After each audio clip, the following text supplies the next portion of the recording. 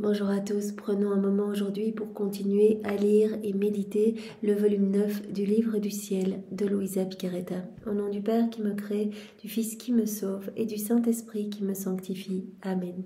Jésus, une fois de plus, nous entrons en toi, dans ta divine volonté, nous nous fondons en toi, nous nous identifions à toi, nous nous consumons en toi, nous fusionnons nos volontés dans la tienne, nous te les offrons Seigneur pour que tu t'en serves comme petit espace, comme champ d'action, pour continuer ton œuvre de création en nous, cette création de l'amour. Viens créer cette vie divine en nous, Seigneur, que tes plans d'amour, que tes desseins d'amour s'accomplissent pour chacun de nous. Seigneur, nous nous abandonnons entre tes bras comme des tout petits à la manière de nouveau-nés et nous voulons te dire d'une seule voix que tu es important pour nous, que tu es notre bien, notre tout, notre respiration, notre vie, que nous avons besoin de toi.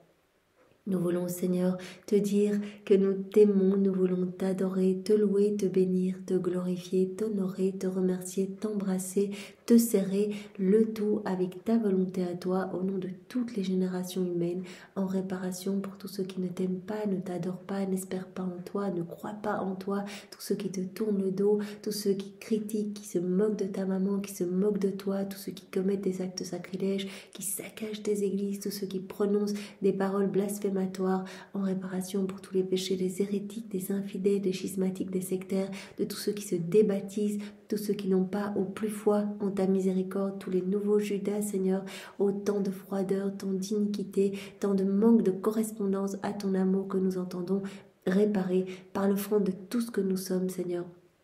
Oui, nous voulons vraiment que tu viennes déployer ta vie en nous, que nos humanités soient comme des humanités de surcroît pour toi. Viens continuer ta vie et ta passion à travers nous. Utilise nos yeux, nos bouches, nos oreilles, nos pensées, nos mains, nos pieds. Oui, Seigneur, viens vivre en nous. Sens-toi bien en nous. Viens faire ta demeure en nous, Seigneur. Et que par chacun de nos actes, tu puisses recevoir des chants mélodieux d'amour au nom de tous. Que par chacun de nos actes, tu puisses recevoir toute la gloire, l'amour, les adorations et les louanges que tu aurais dû recevoir des âmes si elles n'avaient pas quitté ta divine volonté, si toutes les âmes s'étaient conformées à tes grâces et étaient devenues toutes saintes. Nous voulons également par chacun de nos actes te donner toute la gloire que tu aurais dû recevoir des âmes réprouvées si celles-ci n'avaient pas choisi toutes seules, et bien de te dire non, de s'arracher de ton cœur pour aller se perdre. Nous voulons également par tous nos actes te donner toute la gloire que tu aurais dû recevoir de tous tes saints dans le ciel, si tous leurs actes avaient été accomplis sur la terre dans ta divine volonté, et nous voulons te donner toute la gloire que tu devrais recevoir des âmes qui se trouvent au purgatoire, ainsi que toute la gloire que tu aurais dû recevoir de chaque élément créé si ceci avait été doté de raison.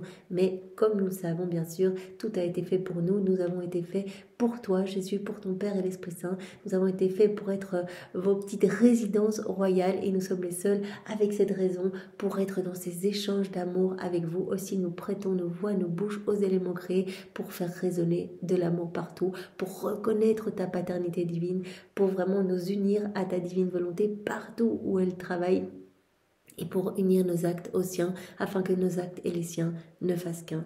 Oui, Seigneur Jésus, nous nous offrons totalement à toi et nous te bénissons, nous te remercions pour tout ce que tu as déjà accompli dans nos vies, ces chaînes de grâce que tu as mises en place pour chacun de nous. Tu as attendu le bon moment, tu as attendu la petite ouverture de cœur pour t'y engouffrer, pour venir vraiment nous inonder de tes cadeaux, pour nous faire rencontrer les bonnes personnes, peut-être qui nous ont parlé de la divine volonté, qui nous ont fait adhérer peut-être à un cénacle, etc. C'était toi aux commandes à chaque instant, Seigneur, et vraiment nous te bénissons aussi de nous attirer continuellement et chaque jour à revenir dans ces écrits du ciel. Tu nous aimantes par ces écrits, vraiment tu nous séduis.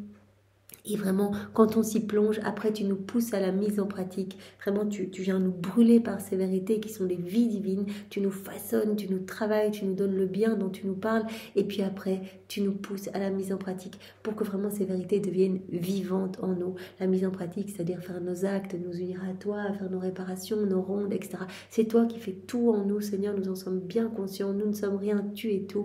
Et vraiment, nous t'aimons et nous voulons chaque jour nous abandonner davantage à toi. Que chacun de nos actes nous enfonce plus profondément dans ta divine volonté, que chacun de nos actes, Seigneur, nous fasse grandir dans cette sainteté divine que tu veux pour chacun de nous, nous fasse grandir à ta ressemblance, que chacun de nos actes nous fasse avancer davantage dans cette humilité, dans cette obéissance à ta divine volonté. dans cette résignation à ta volonté, Seigneur. Voilà ces 3 signatures dont tu nous as parlé, je ne sais plus dans quel volume, dans les premiers volumes, voilà, pour pouvoir vivre cette béatitude déjà ici-bas sur la terre. Il y a comme ce passeport et il faut qu'il y ait 3 signatures sur ce passeport: l'humilité, la résignation à ta volonté et l'obéissance à ta volonté. Alors voilà, que chacun de nos actes nous amène davantage à nous détacher de nous-mêmes, que nous puissions mourir complètement en toi, dans ta volonté et dans ton amour, et te laisser toute la place, Seigneur.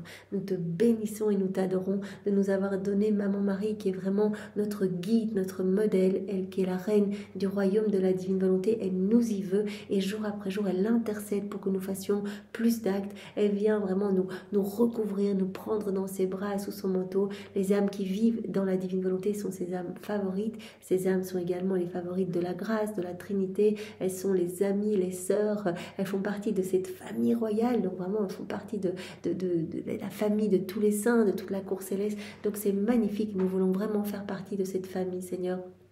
Maman Marie, aide-nous, vraiment synchronise nos cœurs à ton cœur, entrelace tous nos actes au tien. Nous voulons tout faire sur tes genoux, sous ton regard maternel, que tes mains soient ces 12 chaînes qui nous lient toujours à toi et à Jésus.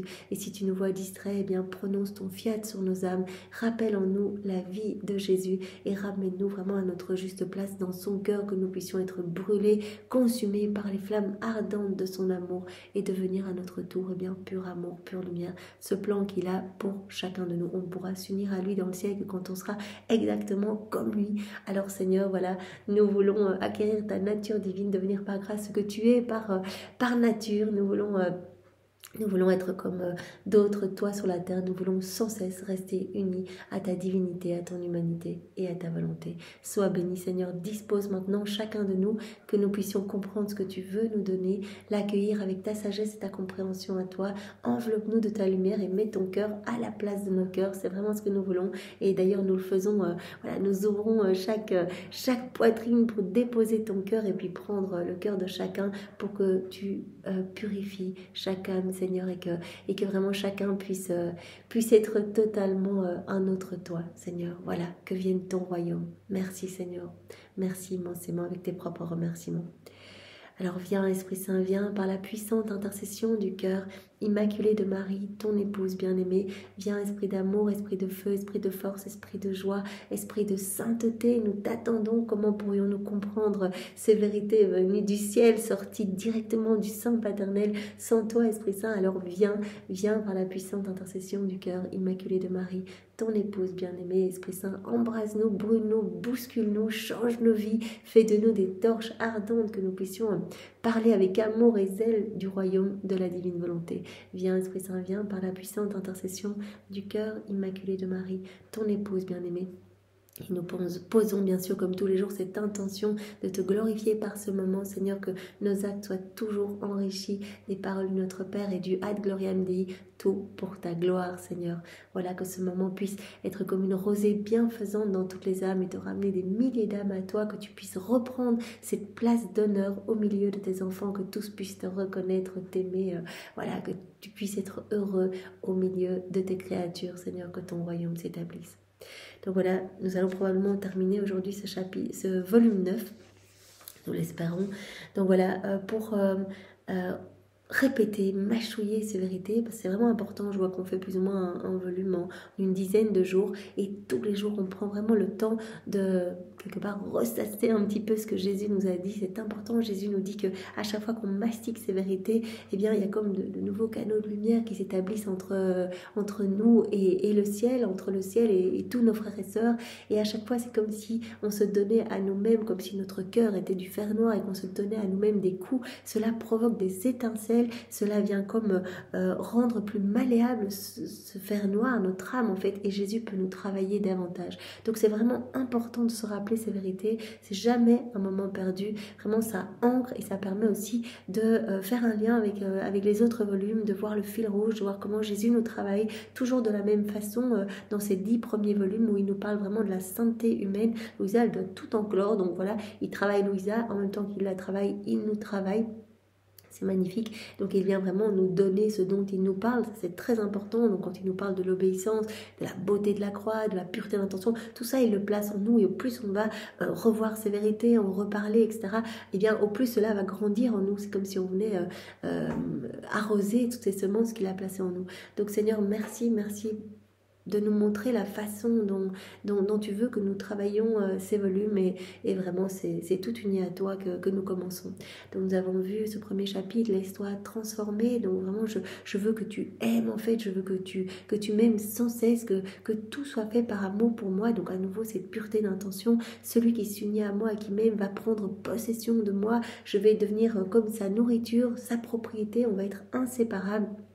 Il va perdre son être propre pour acquérir l'être suprême, au point tel qu'il ne se reconnaîtra même plus, comme Jésus nous l'a dit. Ça c'est vraiment le fruit d'une bonne communion. Voilà, si on recevait Jésus sacramentellement en étant totalement unis et plein d'amour, eh bien on arriverait à ne plus se reconnaître nous-mêmes. Et chaque acte qu'on fait dans la divine volonté, c'est une hostie, c'est une vie divine, c'est Jésus. Voilà, nos battements de cœur, nos battements de cils, tout est hostie, en fait, tout est vie divine qui alimente cette grande vie en nous. Donc on va acquérir bien de plus en plus les choses du ciel, et Jésus, à chaque acte que l'on fait, vient retirer des choses résultant de notre volonté propre. Donc il nous purifie, il vient décaper notre âme, il vient la purger, et donc vraiment c'est génial, par chaque acte, notre âme devient de plus en plus belle, et donc c'est Jésus qui prend de plus en plus de place en nous, cette vie lumière, cette vie de sainteté, cette vie de prière. Jésus nous a dit que aussi à chaque acte que l'on faisait, donc quand on faisait des choses par amour pour lui, voilà, vraiment avec cette intention de l'aimer, de le glorifier, cela formait comme de douces notes de musique en fait qui venaient l'enivrer, qui venaient entourer la Trinité en fait, et qui venaient remplir tout le ciel et toute la terre. Et il nous a dit que de toute façon, il ne se laissera jamais confondre et vaincre en amour. Il viendra toujours redoubler. Donc là, on lui donne un amour parfait quand on vit dans la divine volonté. Par chacun de nos actes, on offre Dieu à Dieu. On se rend bien compte, on offre des contentements divins à Dieu. On offre une gloire parfaite, un amour parfait, une adoration parfaite. Il y a tout dans notre acte. On offre tous les attributs divins de Jésus, tous ses actes, tous les actes de Marie. Même la Trinité y est reproduite dans nos actes. Donc voilà, mais il nous a dit, je viens à chaque fois redoubler, voire même tripler ce que vous me donnez. Donc il y a à chaque fois ce déversement d'amour spécial sur vous. Il y a des pluies, des torrents de bénédictions, de cadeaux, et cela va déborder de votre âme à tous les cœurs. Vous allez devenir un peu comme des âmes, comme Maman Marie, des dispensatrices de toutes les grâces. Donc, tout va passer à travers les actes que vous allez faire. Tout ce que j'octroie, c'est par le truchement des âmes vivant dans la divine volonté, par les actes que l'on fait dans la divine volonté. Alors Jésus nous a dit que voilà, tout ce qu'on allait faire par amour pour lui, en union avec lui, ça va entrer en lui et ça va être transformé en ses propres œuvres, et qu'il va petit à petit nous purifier. L'amour vrai va nous purifier complètement, va triompher de tout et va atteindre tout en nous. Il va nous transformer petit à petit en Dieu lui-même. Voilà, et Jésus nous a dit, au plus on allait faire des choses par amour pour lui, au plus on allait acquérir de la lumière, voilà, comme quelque chose qu'on va garder pour l'éternité. Comme le confesseur qui avait fait beaucoup d'actes par amour pour Jésus, voilà, il était au purgatoire, mais il était entouré de lumière, cette lumière qu'il avait reçue en faisant tout par amour pour Jésus. Jésus dit, quand vous faites des actes par amour pour moi, quand vous faites des bonnes actions, etc., en fait, c'est autant de paradis que vous acquérez, en fait, dans le ciel. Donc, c'est magnifique. Vous travaillez vraiment à l'embellissement de votre âme et à me glorifier. Je fais mes délices de vos actes faits par amour pour moi. Alors on avait vu un point 2, garde toujours tes yeux fixés sur moi. Ça c'est quelque chose qui revient dans chaque volume. Développe cette vie contemplative, comme Marie nous l'avait dit. Jésus, il est en toi, bébé Jésus, il est en chacun de vous. Et tu dois vraiment t'en occuper. Considère qu'il n'y a que Jésus et toi. Ça c'est vraiment le secret du bonheur. Si tu regardes à droite, à gauche, que tu repenses à tes péchés, que tu écoutes ce qu'on pense de toi, les commérages, etc., en fait tu vas pas avancer. Et donc garde juste tes yeux sur Jésus. Ne pense même pas à toi-même, même pas à ce que tu aurais dû faire, etc. Sinon, tu vas perdre du temps. Donc, accroche-toi à Jésus et contemple-le en tout. Glorifie-le à chaque instant. C'est ça, cette vie contemplative qui va te donner vraiment du bonheur. Et vois-le en chacun. Vois son activité divine en chaque élément créé et remercie au nom de tous. Aime-le au nom de tous. Répare pour tous les péchés qui sont faits, pour tous ceux qui ne s'en occupent pas, etc. Alors, Jésus nous a demandé également au point 3 de rester toujours calme et en paix. C'est lui le roi de la paix. Et donc, on l'honore, on le glorifie quand on reste calme. On le laisse travailler aussi en nous. Si on se trouble, c'est qu'on n'est plus dans sa volonté, on n'est plus dans ses bras. Donc le trouble amène un peu cet air malsain qui fait qu'on arrive à ne plus vouloir faire des choses saintes, à ne plus vouloir être vraiment dans l'amour. Donc Jésus dit, voilà, fais-moi confiance, abandonne-toi entre mes bras. Et tu dois savoir que c'est le péché volontaire qui amène aussi le trouble dans l'âme. Quand tu fais un péché, ça va changer les humeurs de ton âme. Ça va modifier, ça va perturber ces humeurs de ton âme. Et donc tu vas sentir l'irritation, la colère, tu vas te sentir tout imprégné d'impatience, etc. C'est que tu n'es plus dans mes bras. Donc reste calme et moi je vais pouvoir vraiment grandir en toi, t'embellir, te sanctifier, te purifier et te donner tout ce dont je rêve de te combler. Et alors, il avait donné 3 armes pour chasser le trouble. Vraiment, par exemple, Louisa, qui se disait, mais est-ce que là, je fais quelque chose de mal? Voilà, je suis dans cet état d'âme victime, tu ne viens pas, tu ne me partages plus de souffrance. Jésus avait dit, voilà, pour chasser le trouble, parce qu'elle avait senti un moment que le trouble essayait de rentrer. Regarde si ton action est juste et bonne. Voilà, âme victime, bien sûr, c'est une action totalement magnifique pour le Seigneur, elle est toute offerte. Et regarde si tu veux me glorifier et que tu fais les choses par amour pour moi. Si tu as ces 3 points, en fait, le trouble va s'en aller de lui-même. Donc voilà, donc c'est ce que nous pouvons faire aussi, regarder si le trouble tente de nous gagner, eh bien on peut dire non là Jésus, je déclare que je ne veux en aucun cas t'offenser, je veux tout faire pour te plaire. Voilà, si on a certaines pensées qui arrivent, non Seigneur, je veux juste te glorifier, je ne veux pas t'offenser, je ne veux faire que t'aimer Seigneur, et voilà, je veux que tous mes actes soient uniquement pour te donner de la joie, je veux être cette petite source de réjouissance pour toi. Et alors le trouble s'en ira. Voilà, déclarer devant le ciel et la terre qu'on ne veut en aucun cas l'offenser. Alors Jésus nous avait demandé une fois de plus d'agir en vérité, que nos bouches ne s'ouvrent que pour proclamer les choses du ciel, pour proclamer la vérité, d'agir avec rectitude parce que l'intention droite va vraiment être lumière pour nos âmes. Tout va s'illuminer en nous. Alors il nous avait demandé d'accueillir sa grâce, mais la lumière de sa grâce ne va pouvoir nous remplir que si on lui laisse de l'espace. C'est comme voilà, des petites grottes sombres, la lumière ne peut pas rentrer, mais s'il y a des fissures, etc., s'il y a des ouvertures, la lumière va pouvoir s'y engouffrer. Eh bien nous, il faut aussi que nos cœurs soient ouverts et il faut qu'il y ait ce détachement de tout, ce vide en nous pour que la lumière puisse nous remplir. Et donc ce vide, on va pouvoir le creuser avec la bêche de l'humilité, la confiance qui va être cette fenêtre par laquelle la lumière va pouvoir s'engouffrer et la paix qui va être cette gardienne de cette lumière qui va faire croître cette lumière. Et Jésus nous a bien répété aussi que chaque vertu va être un ciel acquis par l'âme. C'est-à-dire qu'à travers tout ce que l'âme va faire de bien, eh bien l'union avec Dieu va grandir. Alors Jésus nous avait demandé une fois de plus d'accueillir notre croix, nos souffrances, nos peines avec amour. En fait, c'est son amour qui est croix. Il nous partage ses croix pour qu'on grandisse à sa ressemblance. En fait, par les croix, par les souffrances, il vient dompter notre âme, il vient tout réordonner, il vient comme nous ressusciter à cette vie nouvelle. Il vient orner nos âmes de pierres précieuses, comme là, ce fiancé qui voulait embellir sa fiancée, qui voulait la préparer lui-même au mariage. Eh bien, c'est ça en fait. Les croix sont comme ces cadeaux de fiançailles. Et si on accepte voilà ce cadeau que Jésus nous propose, eh bien on va au mariage. Et c'est Jésus lui-même qui nous aura embellis par ses croix. Donc il faut regarder la croix d'un point de vue divin et pas d'un point de vue humain. Si on la regarde d'un point de vue divin, eh bien la croix va apporter à notre âme lumière et douceur, tandis que si on la regarde d'un point de vue humain, eh bien on aura tendance à la rejeter. Et puis Jésus nous a déjà séduit en disant viens vivre dans ma volonté, tu seras en sécurité, il n'y aura pas de purgatoire, tu ne connaîtras pas les perturbations ici-bas. En fait, je viendrai moi-même mettre mes mains pour empêcher le trouble, les distractions ou les mauvaises choses, voilà, pour les empêcher d'entrer en toi. Les démons ne peuvent pas t'attaquer quand tu es dans mes bras. Ils ont peur de toute cette lumière qui rayonne de ton humanité, ma lumière et cet air balsamique, cet air divin qui sort de toi. Et je veux que tu sois totalement abandonné comme un jouet fait d'or et de diamants entre mes mains. Ce jouet portant mon image divine en fait. Quand on vit dans la divine volonté, il y a cette image de la Trinité. On a reçu nos 3 facultés, nos 3 puissances de l'âme pour être toujours connecté à la Trinité. On a reçu notre volonté pour être toujours connecté à la volonté du Père, à la puissance du Père. On a reçu notre intelligence pour être toujours connecté à la sagesse de Jésus. On a reçu notre mémoire pour toujours nous rappeler de l'amour de l'Esprit Saint. Et donc c'est ça qui garde cette image bien belle en nous, cette connexion à la Trinité. Mais parfois on utilise bien souvent, voilà, on vit dans nos volontés propres et on va utiliser ces 3 facultés de nos âmes pour faire n'importe quoi. En fait, on va utiliser cette impulsion divine que Dieu nous donne, puisque tout sort de Dieu, pour faire les choses à notre guise et pour ne pas glorifier Dieu, en fait, pour l'offenser. Et donc Jésus dit, pour les âmes qui vivent dans ma volonté, en fait, cette image est restaurée. En fait, elles me donnent leur volonté et moi, avec cette volonté que je reçois, en fait, c'est comme un pinceau, je peins mon image dans cette âme. Donc, je viens vivre dans cette âme avec mon Père et l'Esprit Saint.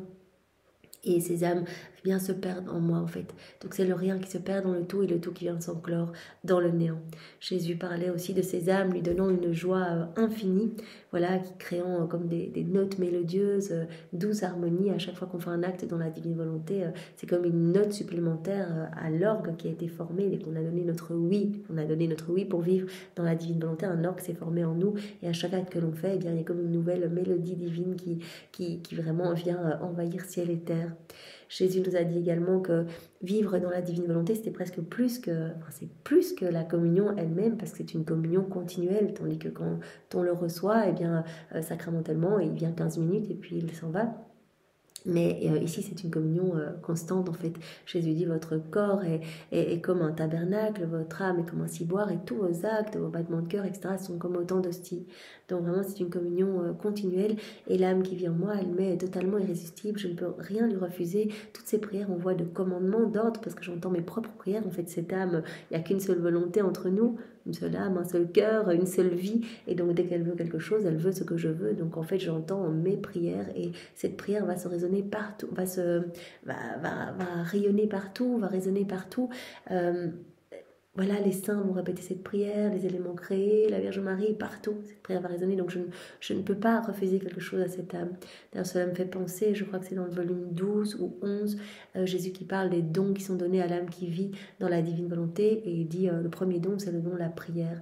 Donc elle va avoir une prière universelle, prière intemporelle, et cette prière se répercute partout et ne s'arrêtera jamais. Et puis il y a le don de l'inséparabilité, le don aussi d'être propriétaire de tout. Donc ça va avec le don de l'inséparabilité, et le don de l'amour, je crois, d'aimer de manière universelle. C'est plus le 3e don. Mais donc voilà, il y avait ce don de la prière. Voilà.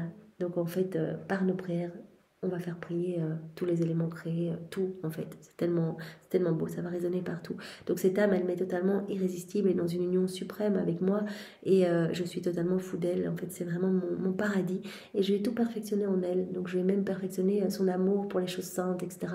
Je veux qu'il n'y ait plus rien d'humain en elle.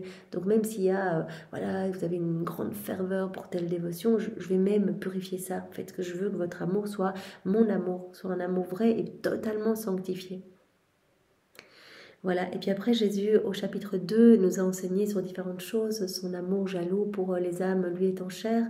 Il nous a parlé de la nuit de l'épreuve, il nous a parlé de ces déserts spirituels. En fait, c'est quelque chose qui donne comme un cadeau à ces âmes très proches, les âmes qui ont été dotées de beaucoup de grâces, qui ont pu recevoir des grâces extraordinaires, sa venue, etc. Eh bien, voilà, pour les préserver, en fait, pour les maintenir toujours dans ce feu de l'amour, et pour qu'il n'y ait plus rien d'humain dans ces âmes, eh bien en fait il va autoriser, voilà, ces espèces de petites morts, comme il dit, voilà, quand je me retire, en fait tout semble mourir pour ces âmes, comme dans la nature il y a ces morts et ces résurrections continuelles, eh bien pour ces âmes aussi, voilà, il faut qu'il y ait pour cette croissance spirituelle, ces morts et ces résurrections. Donc dans la divine volonté, on meurt sans cesse, hein. Chaque acte que l'on fait, c'est une mort à nous-mêmes, et on ressuscite à cette vie nouvelle. Et Jésus dit, eh bien, moi j'ai procédé comme cela pour mes saints, voilà, jusqu'à Louisa. Et Louisa aussi a dû prendre en elle toutes les formes de sainteté humaine. Donc elle aussi, elle a vécu toutes ces privations de Jésus.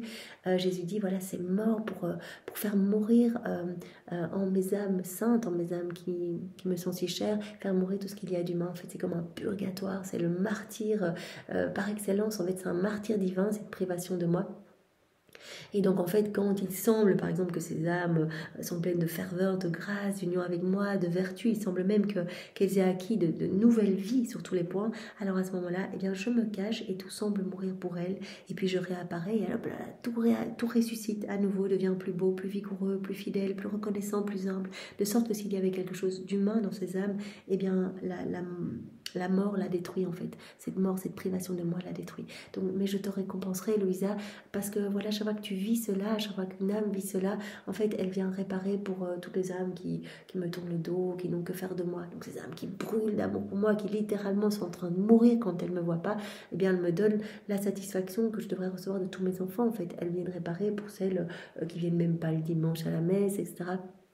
Et aussi, je leur partage ce que moi, je ressens quand je voudrais que toutes les âmes soient sauvées, les prendre dans les bras, etc. Et que les âmes s'enfuient de mon cœur, s'enfuient de mes bras. Eh bien, ces âmes-là, à qui je partage, que je veux comme compagne de mon abandon, de mes abandons, eh bien, je leur partage ce que moi je ressens. Et par leur souffrance offerte, il y a des âmes qui vont pouvoir revenir à moi, qui vont retrouver le chemin de mes bras. Donc, des âmes qui empruntaient le chemin de la perdition, qui vont pouvoir revenir à mon cœur. Voilà, et puis Jésus nous a dit en moi tout est harmonie, donc si tu t'unis à moi, que tu vis en union avec moi, que tu prends possession de mon être et de ma béatitude, tout va s'harmoniser en toi, il n'y aura rien de discordant, il y aura égalité en toutes choses, il y aura harmonie de toutes les vertus en toi aussi comme en moi, et donc les personnes qui vont s'approcher de toi, eh bien ressentiront vraiment cette joie, ressentiront ce bonheur. C'est pour cela que toutes les personnes qui s'approchaient de moi lors de mon passage sur la terre, eh bien ressentaient qu'en moi, eh bien tout était équilibré, en fait, c'est ça qui donnait le bonheur, qu'une vertu s'harmonisait avec une autre. En moi, c'est comme ça, tout s'harmonise. La justice est harmonisée avec la miséricorde. Voilà, ça va ensemble. Quand j'exerce mes châtiments, il y a toujours des grâces de conversion avec. Justice et miséricorde vont ensemble, sainteté et beauté vont ensemble, sagesse et force vont ensemble. Tout est en harmonie. Donc si tu t'unis à moi, tout va s'harmoniser en toi parce que le Fils du divin fiat, eh bien c'est l'ordre. Alors Jésus nous a dit, mon premier bourreau fut l'amour. Voilà, moi tout a été mort continuelle durant ma vie. En fait, l'amour m'a crucifié à chaque instant, m'a flagellé d'épines, m'a flagellé avec des fouets, m'a couronné d'épines. Voilà, pour refaire toutes vos vies, vous réhabiliter à vivre dans le royaume de la divine volonté. J'ai repris tous vos actes déconnectés du divin vouloir. Je les ai tous vaincus avec ma volonté humaine unie à ma divine volonté et je les ai tous refaits réparer dans ma divine volonté au prix de terribles souffrances. Donc mon premier bourreau était vraiment l'amour. C'est l'amour qui a fait tout ce travail. Voilà, ces petites morts continuelles en moi. Louisa, dans cette première heure d'agonie au jardin de Gethsémani, eh bien, a été invitée par Jésus à rentrer dans son intérieur et elle observait effectivement que tout était feu, en fait, tout était feu d'amour en Jésus. Donc il a dit, ma première passion, et c'est ma passion éternelle, c'est l'amour. Ma deuxième passion, la passion du péché. Donc Jésus a pris au jardin de Gethsémani aussi toutes nos offenses, tous nos péchés. Il a tout vécu en une fois, là, de manière très intense au jardin de Gethsémani. Et la troisième passion, la passion des Juifs. Donc on comprend bien que la passion des Juifs, ce n'est pas autre chose que la double passion que l'amour et le péché lui ont fait endurer pendant 34 ans. Et Jésus nous a dit qu'il avait dédié les 3 heures de son agonie au jardin de Gethsémani aussi pour aider tous les agonisants et les 3 heures de son agonie sur la croix pour aider les agonisants particulièrement au moment où ils remettent leur dernier souffle ou vraiment où ils expirent en fait, où ils meurent. Donc il dit j'ai dédié 6 heures de ma passion pour vraiment aider les âmes à mourir saintement, à s'éteindre en moi. Quand Jésus a dit j'ai soif sur la croix, en fait c'était j'ai soif que vous vous éteigniez en moi, que vous me donniez votre oui en fait. Voilà. Et puis Jésus nous a dit ce que je fais pour une âme, enfin je commence toujours avec une âme et puis si ça se passe bien, hop, j'étends aux autres comme je l'ai fait pour la création, avec le fiat de la rédemption, le fiat de ma maman. Donc c'était la seule témoin voilà, de mon incarnation en son sein, etc. Et puis hop, ça s'éteint. Et comme je le fais avec toi, je travaille avec toi, Louisa. Vraiment, on est à deux, on forme ensemble ce royaume de la divine volonté. Tu es la dépositaire de tout ce qui est relatif à la divine volonté. Et puis hop, cela va s'étendre. Et puis je fais cela aussi quand je viens voir une âme, que je la bénis, je l'étreins, etc. En fait, je le fais pour tous. Je le fais avec toi, par exemple, quand je viens te visiter. Mais en fait, à travers toi, je viens donner des grâces à toutes les âmes. Et quand Jésus vient nous visiter, en fait, chaque acte qu'on fait dans la divine volonté, il nous l'a dit, c'est une rencontre, c'est une visite. Il y a plus de liens de filiation, de paternité, il nous enchaîne davantage à lui, et bien en fait, voilà, à travers nous, hop, il vient visiter toutes les âmes passées, présentes et futures. Alors Jésus nous a dit aussi qu'il attendait de nous l'amour, la soif de la vérité, la droiture, c'était ce qui rendait l'âme la plus semblable à lui. En fait, c'est lui l'amour, c'est lui la vérité, il n'est que droiture. Donc il attend cela de nous si voilà, on fait des actes qui ne sont pas amour, qu'on ne recherche pas la vérité, qu'on agit sans justice, sans droiture, eh bien on va vraiment être totalement dissemblable de lui.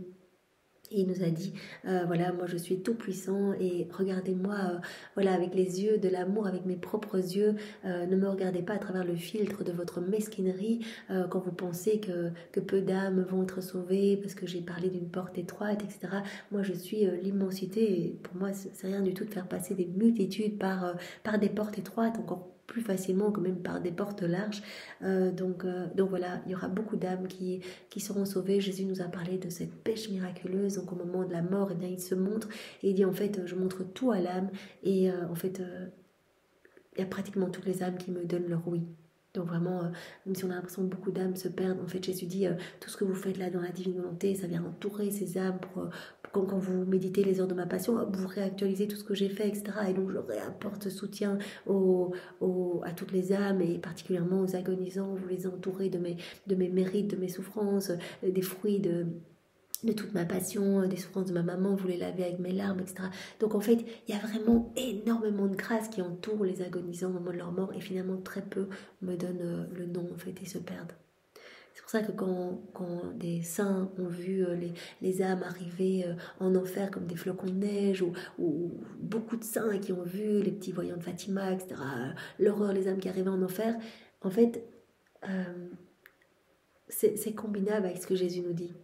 Voilà, les âmes arrivent, mais en fait, par nos prières, par nos actes faits dans la divine volonté, elles sont comme reprises et ramenées dans les bras de Jésus, en fait. Voilà, Jésus dit, vous n'avez pas aidé, en fait. Les âmes sont escortées par les heures de la passion.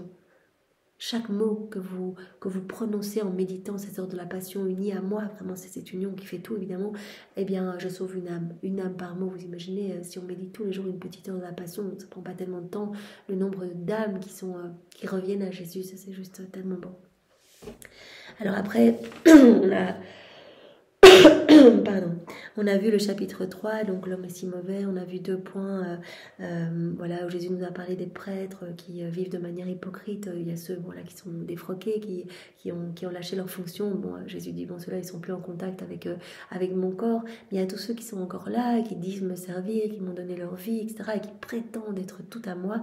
Et en fait, ils sont tellement attachés aux choses matérielles, tellement attachés à tout et à chacun et à leur famille, etc., qu'en fait, ils sont comme des membres gangrénés de mon corps. En fait, ils se détachent, ils ne me parfument pas. Vous vous rappelez cette image? Jésus avait dit, il y a mon corps et moi je suis la tête. Et en fait, il y a très peu d'âmes qui me glorifient, en fait, qui donnent leur vie pour moi et qui parfument ma tête. En fait, il y a toute une grosse partie de mon corps qui sont tout pourris et tout gangrénés. Et dont des prêtres, en fait. Le fait d'être attaché aux choses matérielles, d'être attaché aux liens affectifs, etc., eh bien, ça va tisser comme un filet de noirceur et de boue qui va les aveugler et en fait qui va étouffer cette lumière en eux. Et s'ils n'ont pas la lumière, eh bien, les laïcs autour d'eux ne trouveront pas cette lumière dans leurs prêtres et eux-mêmes vont être tout perdus. Donc Jésus dit combien cela me blesse. Donc c'est vrai que quand on s'occupe des choses matérielles, et cela est bon pour nous aussi, eh bien en fait, on fait sortir quelque chose de Dieu de notre âme. Si on se remplit des choses, on regarde des feuilletons, des films, des vitrines, les magasins, les revues, etc. On se remplit de ça, c'est obligé, on se remplit de ça. Et donc quelque chose de Dieu doit sortir. C'est pour ça que Jésus dit, garde tes yeux sur moi tout le temps, ne te remplis pas des choses de la terre. Parce que regarder, c'est déjà penser, c'est déjà juger. Donc même regarder les personnes autour de toi à la messe, non, reste fixé sur moi. Quand Louisa regardait même les décorations, Jésus la reprenait en disant, ça ne me convient pas, ça ne me plaît pas quand tu fais ça. Voilà. Alors Jésus nous a dit également, l'homme en fait tellement de choses mauvaises en fait. Les hommes font tellement d'iniquités qui me blessent. Les hommes ne répondent pas à mon amour. On avait vu 2 passages. Jésus-Marie pleurait dans une église et en fait il pleurait parce que l'homme n'était pas dans cette correspondance d'amour. Louisa avait dit mais si tu pleures, c'est que finalement ton amour ne trouve pas de retour. Donc Louisa consolait Jésus bébé. Mon mari donnait bébé Jésus à Louisa qui le consolait. Et puis autre exemple, Louisa était en train de faire son chemin de croix dans un jardin et donc elle était avec Jésus dans les bras et Jésus, il y avait un liquide noir qui sortait de sa bouche.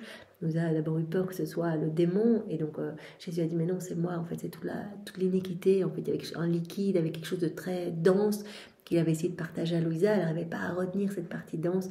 C'est toute la méchanceté humaine, toute l'amertume des hommes en fait, tout ce que les hommes me font. Et en fait, c'est trop. Voilà, c'est trop toute cette méchanceté. Et donc, je suis contrainte de relâcher ça sur le sol. Si je ne peux pas partager avec des âmes victimes, eh bien, voilà. Et donc, ça va être l'exercice de ma justice, en fait, pour essayer de les ramener à moi.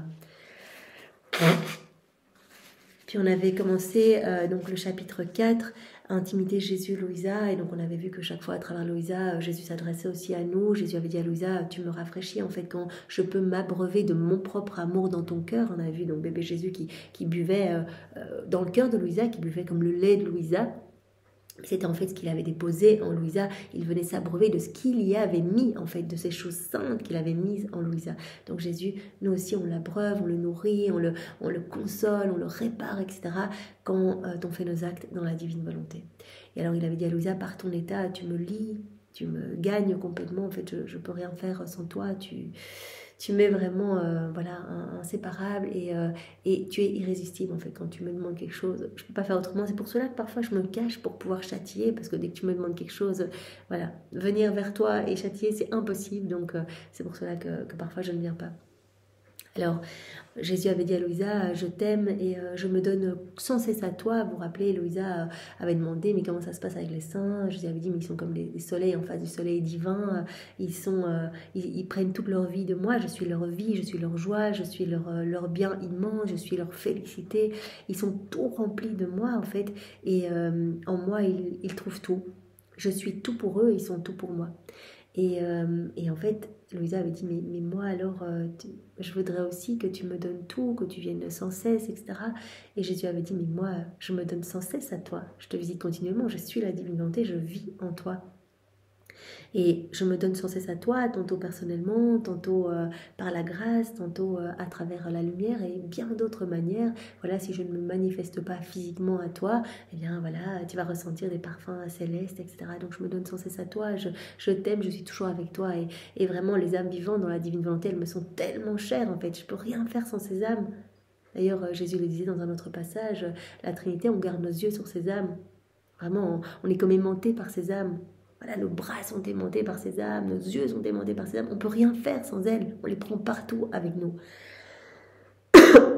Alors on a vu 3 points hier où Jésus a demandé à Louisa et à travers elle, il nous a demandé d'accueillir tout comme venant de ses mains. Voilà, que ce soit les souffrances, les privations de lui, les états de mortification, les humiliations, tout accueillir comme venant de ses mains. Jésus avait dit à Louisa, je te récompenserai pour tout ce que tu fais. De toute façon, dans ma volonté, ça rentre en moi et ça se change en mes propres œuvres. Je te récompenserai, je pèse tout, je mesure tout, ne t'inquiète pas. Je suis débiteur d'amour, en fait, j'essaie d'être d'amour envers toi et je te récompenserai tellement dans le ciel. Tu es en train de former ta couronne royale et tous les actes que tu fais maintenant dans la divine volonté, eh bien, ce sont ces soleils qui ne s'arrêtent pas. Qui produisent des béatitudes pour tout le ciel, qui amènent de la joie partout, des grâces et bénédictions dans chacun. Et je te donnerai même les mérites de toutes les âmes sauvées par ces actes que tu as fait en union avec moi, que j'ai fait à travers toi, que ma divine volonté a fait à travers ton humanité. Alors Jésus a dit à Louisa aussi, oui, accueille tout. Tout vient de moi, tout ce que tu as vécu, tout ce que tu vis, tout vient de moi, ne t'inquiète pas, c'est pas le fruit de ton imagination. Et quand tu accueilles ces états de privation, voilà, ces états de souffrance, eh bien en fait tu m'offres du repos, tu me fleuris. En fait je viens me reposer dans ton cœur et c'est comme si tu m'offrais des fleurs odoriférantes. Et puis Jésus avait dit à Louisa aussi, tu dois accueillir tout ce qui t'arrive, tu dois pas perdre de temps. Voilà, quand on se pose des questions, on dit mais ça, est-ce que ça vient de Dieu, est-ce que voilà. Pas perdre de temps, on garde nos yeux sur Jésus, on avance, on fait nos actes, voilà. Parce qu'on perd des tournées de l'Éternel. On fait perdre du temps aussi à notre ange gardien qui ne peut rien amener. Quand on fait un acte dans la divine volonté, notre ange gardien et tous les anges viennent se réjouir et viennent collecter nos actes pour les amener à la place la plus élevée dans le ciel et les placer directement dans les trésors célestes. Et nos actes ont déjà cette empreinte royale, ont déjà ce sceau royal et portent cette effigie divine. C'est magnifique, ils sont déjà confirmés, ils ne devront pas être reflets au purgatoire. Donc si on ne fait pas nos actes dans la divine volonté, nos anges, notre ange gardien, tous les anges, voilà, ils peuvent rien amener, ils sont en train de supplier, ils sont là, mais fais des actes, tu nous amènes plus de joie, plus de gloire, regarde tout ce qui se passe, et pluie et lumière, etc.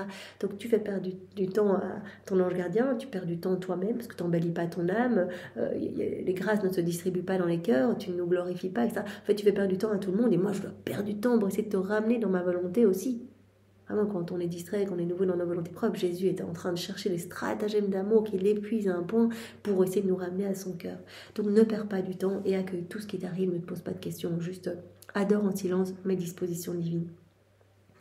Alors on continue avec les derniers points de ce volume 9. Jésus qui nous dit aujourd'hui, voilà, appuie-toi sur ma volonté et sur la ferme intention de ne pas m'offenser. Donc si tu veux vivre en toute confiance, tu dois t'appuyer sur cette double colonne, c'est-à-dire sur ma volonté et sur le fait que tu ne veux pas m'offenser. Voilà, cette ferme intention, ce ferme désir de ne jamais me faire de la peine. À la date du 29 juillet 1910.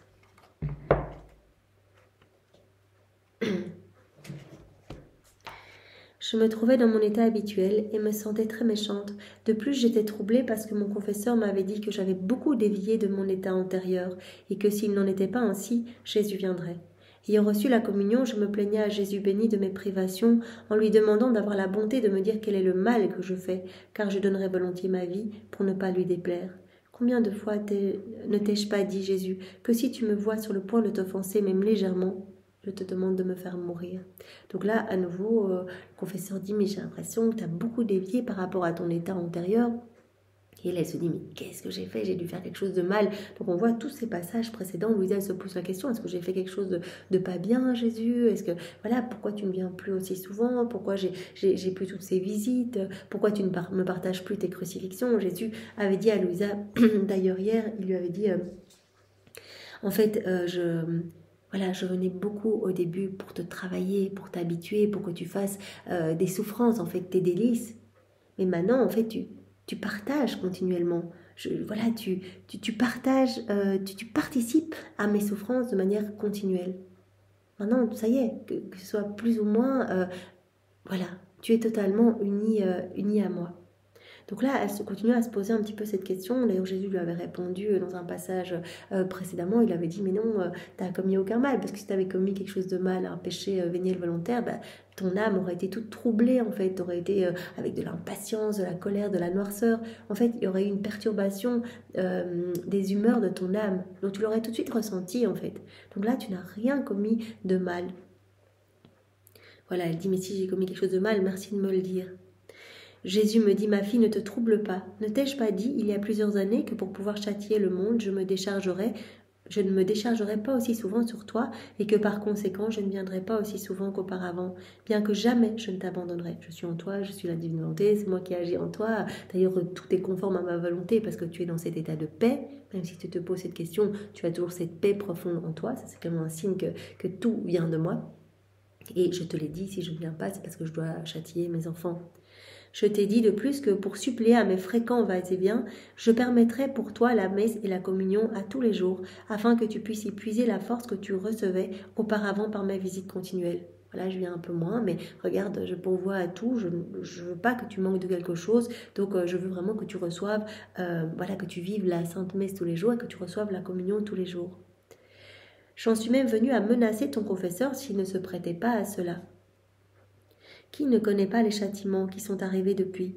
Des villes entières détruites, des révoltes, le retrait de ma grâce pour ceux qui font le mal, et aussi pour les mauvais religieux, de sorte que ce poison, ces plaies qu'ils ont à l'intérieur puissent sortir à l'extérieur. Moi, les châtiments, ils servent à essayer de rattraper mes enfants, à sauver les âmes. Parce que les hommes, quand ils commencent à tout perdre, leurs biens matériels, leur maison, leur santé, qui sont vraiment à l'article de la mort, eh bien, combien se mettent à genoux et demandent pardon et reviennent à l'essentiel? Jésus dit, mes enfants s'attachent à la création plutôt que s'attacher à moi. Moi, je leur ai tout donné pour qu'en fait, ils se rappellent de moi, qu'ils soient dans ces échanges d'amour, et ils s'attachent à la création, ils s'attachent à tellement de choses. Eh bien, je vais détruire la création, par exemple.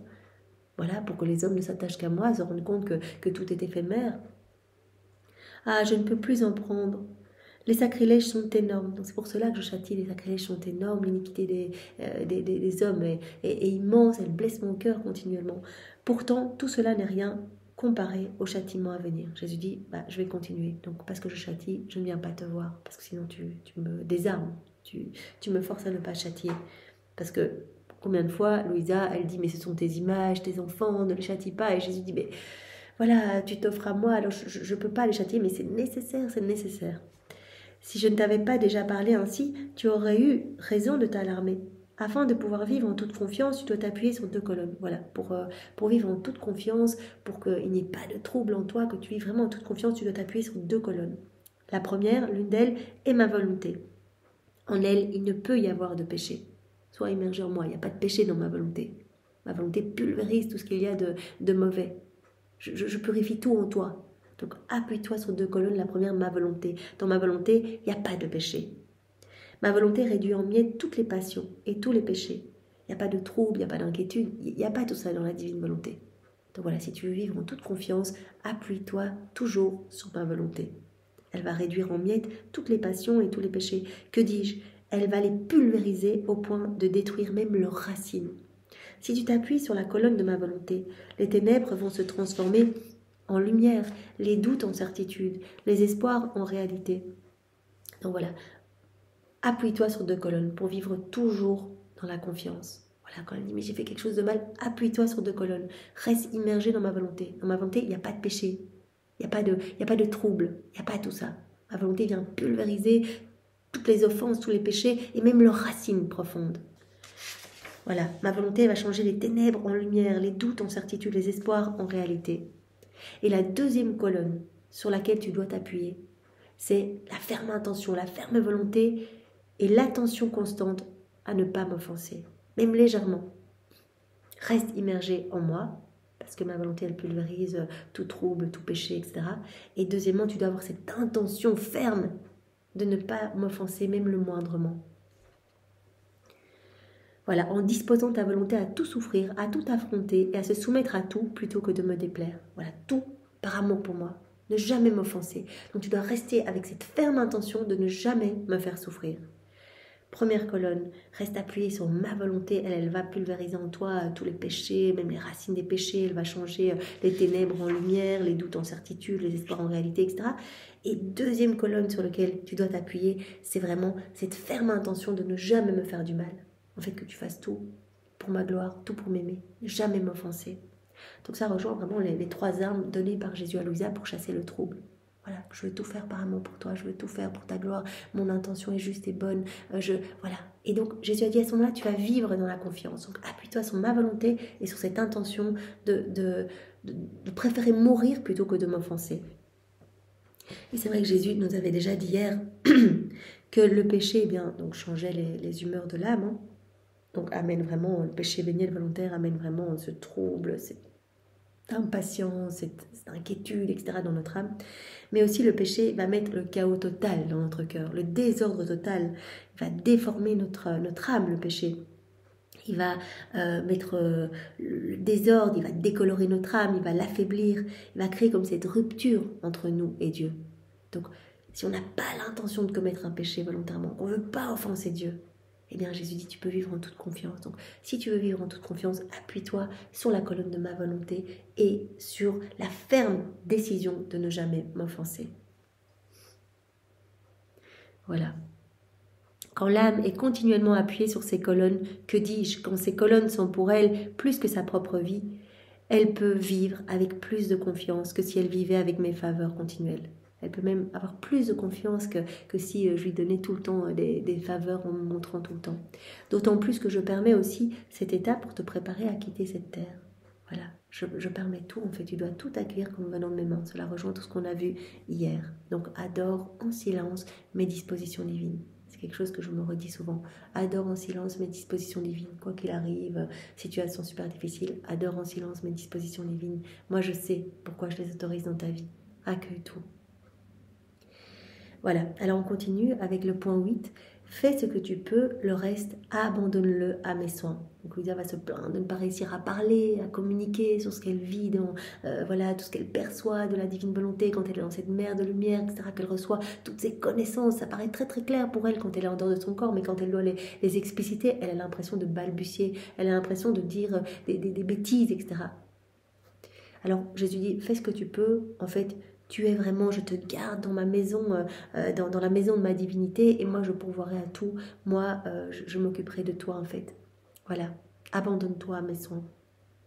À la date du 24 février 1910.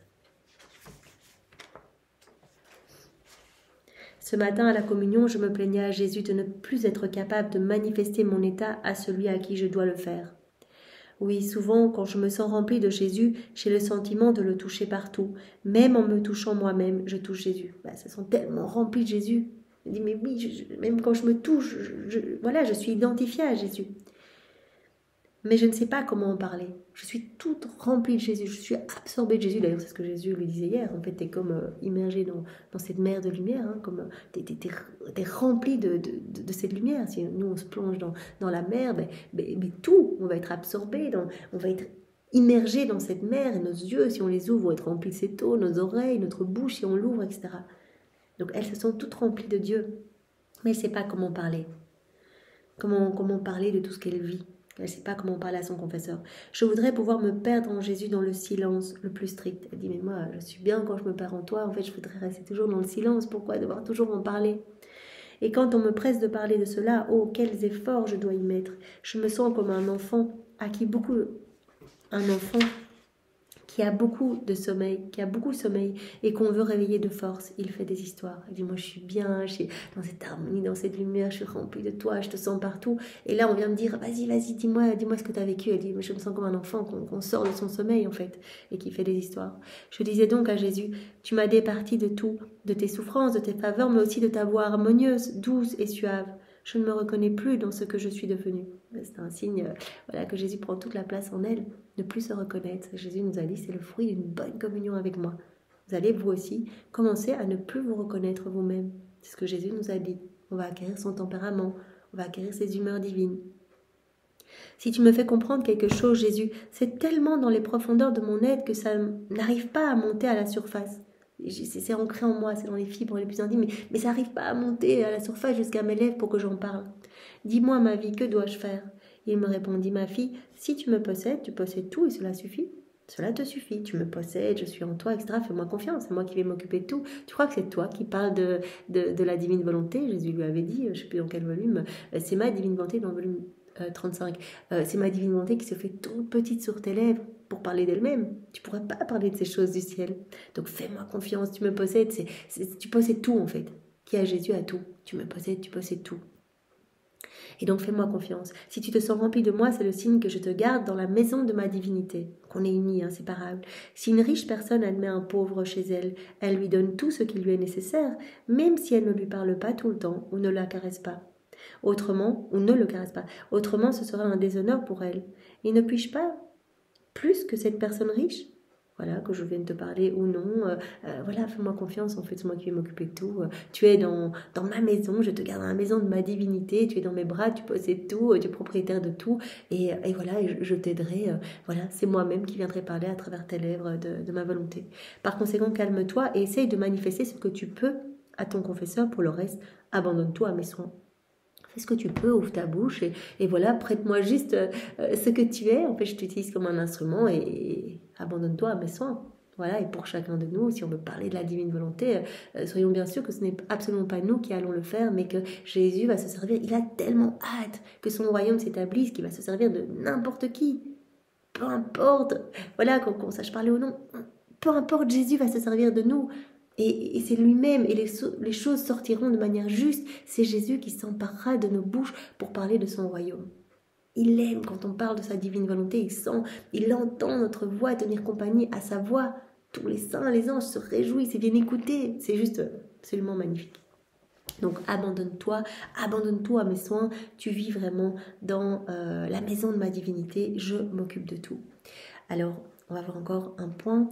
Je veux que tout en toi meure dans ma volonté et dans mon amour. À la date du 26 février 1910. C'est le passage juste après.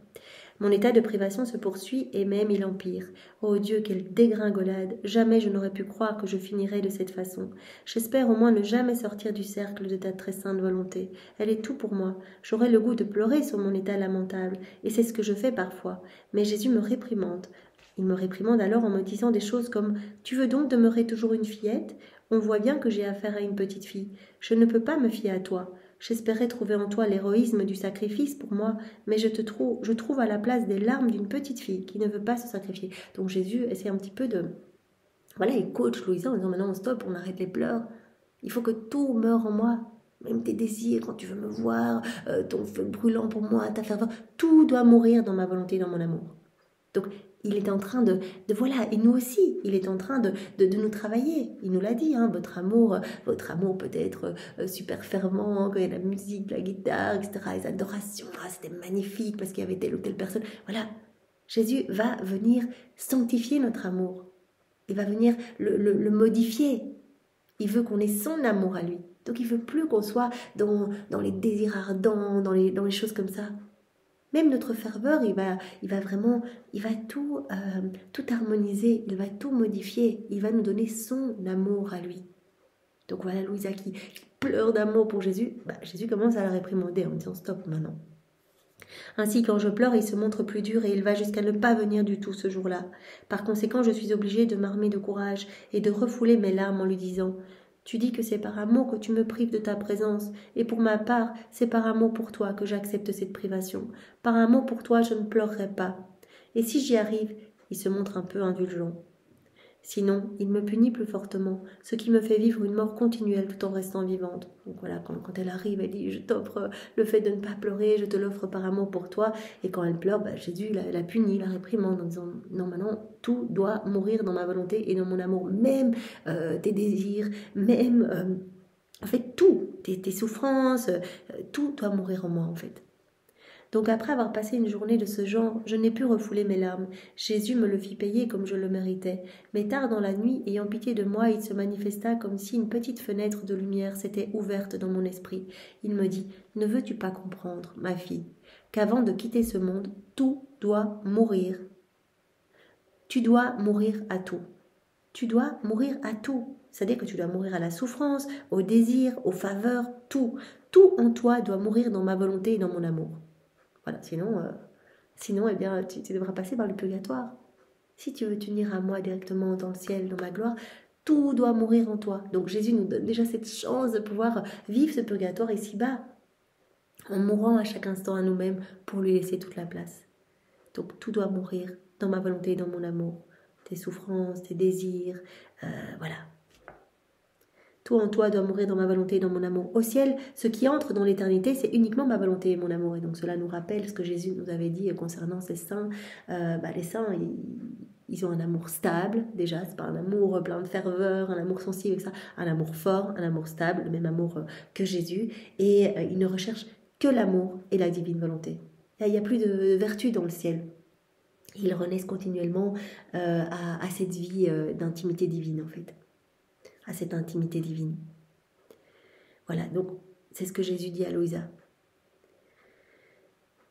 Au ciel, ce qui entre dans l'éternité, c'est uniquement ma volonté et mon amour.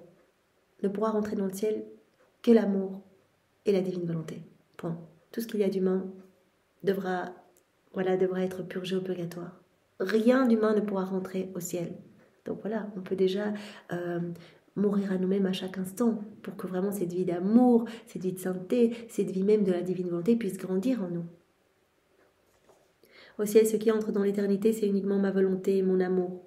Toutes les autres vertus prennent fin, patience, obéissance, souffrance, désir. Il n'y a plus de vertus. Dans le ciel, les saints, ils n'ont plus de vertus. Il n'y a que ma volonté et mon amour qui n'ont jamais de fin. Par conséquent, tu dois mourir par avance dans ma volonté et dans l'amour. Donc par avance maintenant, meurs. Tout doit mourir en toi, dans ma volonté et dans mon amour. Donc voilà, des petits chagrins, des petits désirs de me voir, tout ça doit mourir. C'est pour cela que Jésus est si dur avec Louisa. Et nous aussi, tout doit mourir en nous. Voilà, nos petits attachements à telle dévotion, tout doit mourir. Il doit en être ainsi pour tous mes saints. Et moi-même, je n'ai pas voulu faire exception, en ayant été abandonnée par le Père, afin de mourir totalement dans sa volonté et dans son amour. Comme j'aurais voulu souffrir davantage. Jésus dit, mais moi, j'aurais voulu souffrir beaucoup plus, pour qu'il n'y ait pas de purgatoire, pas d'enfer, etc. Mais mon Père ne l'a pas voulu ainsi. J'aurais voulu souffrir davantage, comme j'aurais désiré en faire davantage pour les âmes. Mais tout cela mourut, j'ai fait tout mourir dans la volonté et l'amour de mon Père. Tout cela mourut dans la volonté et dans l'amour du Père. C'est ainsi qu'ont agi les âmes qui m'ont vraiment aimé. Et toi, tu ne veux pas comprendre cela? Donc voilà, Jésus nous dit bien aujourd'hui, tout, absolument tout en toi doit mourir dans ma volonté et dans mon amour. Parce que dans le ciel ne pourra rentrer que mon amour et ma volonté. C'est tout. Sinon, c'est le purgatoire. Mais donc, on peut déjà, ici-bas, vivre la vie du ciel et mourir à chaque instant pour laisser l'amour de Dieu rayonner à travers nous. Voilà, il veut nous amener à ce 4e niveau de vie dans la divine volonté, être pur amour, pure lumière. Pour que dans le ciel, on puisse directement nous unir à lui et vraiment qu'il fasse de nous les plus beaux joyeux de son trône. Et le tout dernier point de ce volume 9, voilà, Jésus nous dit « C'est moi qui prépare ton âme quand tu me reçois dans la Sainte Eucharistie. » Donc Jésus va nous parler de cette préparation de nos cœurs, en fait, quand on s'unit à lui, qu'on dit Jésus, je veux te recevoir dans ta divine volonté, voilà, on va à la messe. Et en fait, si on lui demande, Jésus va préparer notre âme. On peut dire, mais viens et fais la même préparation que tu as opérée pour Louisa. Il y a un volume, je crois que c'est le 2 ou le 3, où Jésus nous montre ce qu'il fait en Louisa. Il lui montre ça, qu'il revêt son âme du manteau de la foi, de l'espérance, de la charité, qu'il prononce sans cesse les paroles de l'absolution, etc. Maman Marie, dans un autre passage, revêt l'âme de Louisa du manteau de son innocence, de sa pureté, etc. Donc on peut demander à Jésus de préparer notre âme pour qu'on puisse vraiment le célébrer, qu'il puisse être heureux en nous, trouver vraiment un cortège de baisers, de caresses, d'amour en venant en nous. Et on s'unit à son humanité, à sa divinité, à sa volonté, comme ça il est tellement heureux. On unit notre communion à la sienne lors de la dernière scène pour que notre communion et la sienne ne fassent qu'un, et que notre communion porte les fruits de sa communion du jeudi saint. Et que toutes les âmes soient sauvées, on refait toutes les communions dans la divine volonté, voilà, on adore dans la divine volonté, on refait toutes les entrées de messe, les sorties de messe, dans sa volonté, les prières avant et après le recevoir, on refait tout. On lui donne toute la gloire qu'il aurait dû recevoir des hommes, si les hommes, voilà, l'avaient aimé, même les hommes, voilà, s'ils l'avaient reçu à travers les siècles de manière respectueuse, de manière amoureuse, etc. Donc on lui donne du parfait, en fait. Donc voilà, c'est moi qui vais préparer ton âme voilà, quand tu me reçois dans la Sainte Eucharistie. À la date du 10 avril 1910. J'écris par obéissance, mais je sens mon cœur se rompre à cause de l'effort que ça me demande. Quoi qu'il en soit, vive l'obéissance, vive la volonté de Dieu. J'écris, mais je tremble et je ne sais pas moi-même ce que je dis. L'obéissance veut que j'écrive quelque chose sur la manière dont je me prépare à la communion et comment je fais mon action de grâce. Donc le confesseur a dit, vas-y, maintenant tu vas écrire quelque chose sur comment tu te prépares pour recevoir Jésus et comment tu remercies. Je ne peux rien dire sur ce sujet parce que, voyant que je ne suis bonne à rien, mon doux Jésus fait tout lui-même. Il dit, en fait, moi, je ne fais rien du tout, c'est Jésus qui prépare mon âme. Il prépare mon âme et m'indique les remerciements à faire. C'est lui qui prépare mon âme et c'est lui qui vient se remercier lui-même, en fait, à travers mon âme, à travers mon humanité, à travers ma bouche. Et moi, je n'ai qu'à le suivre. Les chemins de Jésus sont toujours immenses et moi, avec lui, je me sens immense, comme si je savais faire quelque chose. Avec Jésus, je suis tout.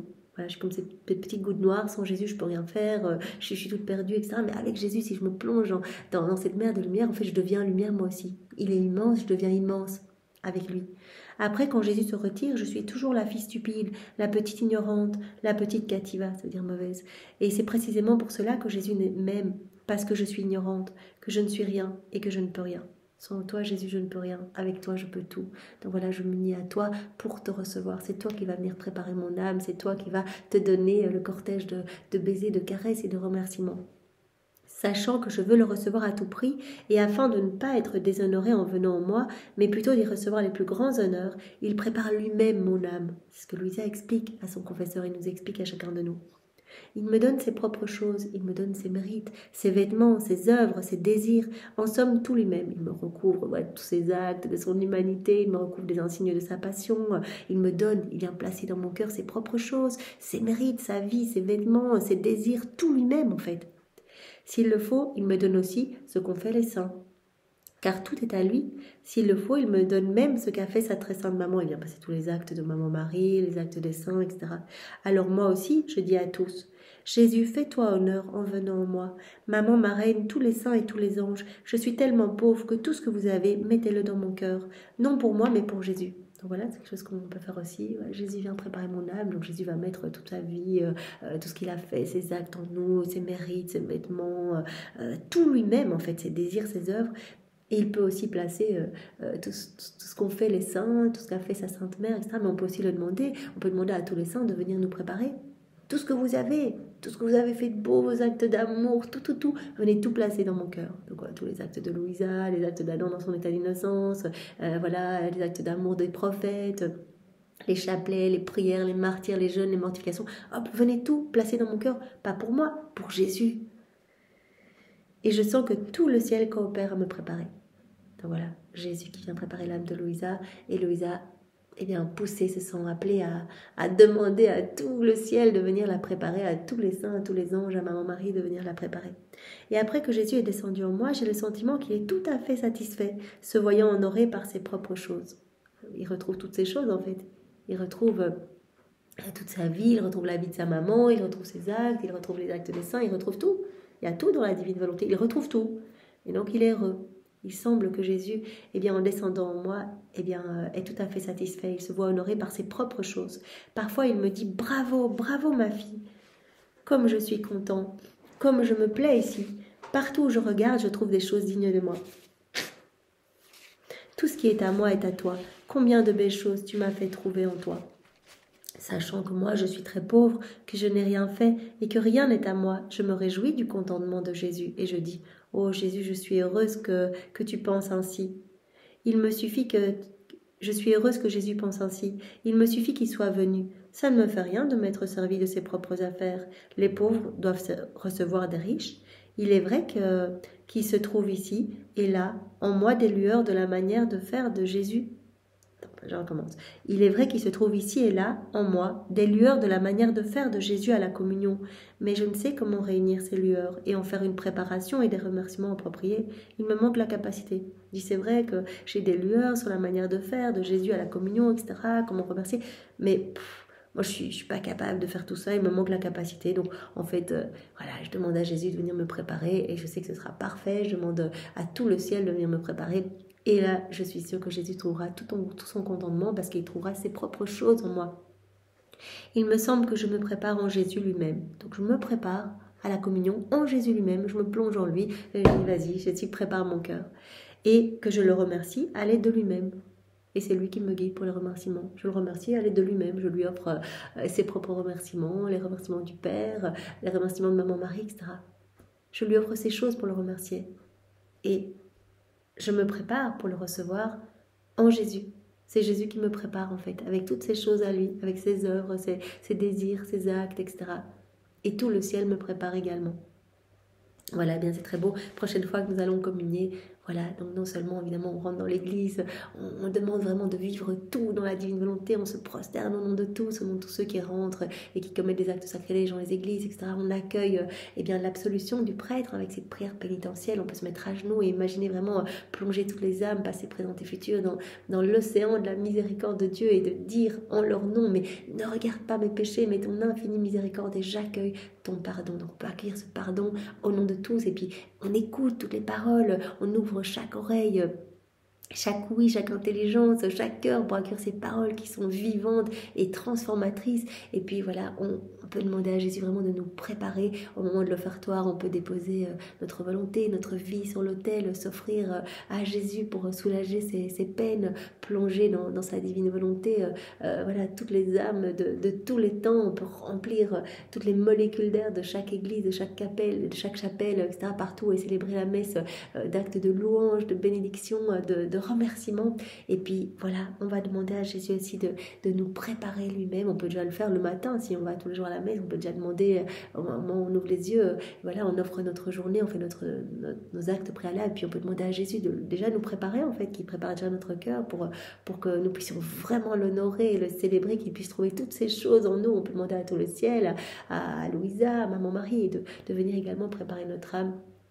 Et voilà, et on va le remercier en lui avec ses propres remerciements et on va le laisser vraiment prier en nous. C'est très beau. En fait, on vit tout à fait la messe d'une manière différente. En fait, quand on la vit dans la divine volonté, parce qu'on est là pour Jésus, on n'est plus là pour avoir un petit remède, pour se relever, pour supplier pour des grâces. On est là pour consoler Jésus, pour lui donner ce que les autres ne lui donnent pas, pour venir lui tenir compagnie, pour être consacré avec lui dans les mains de chaque prêtre, etc.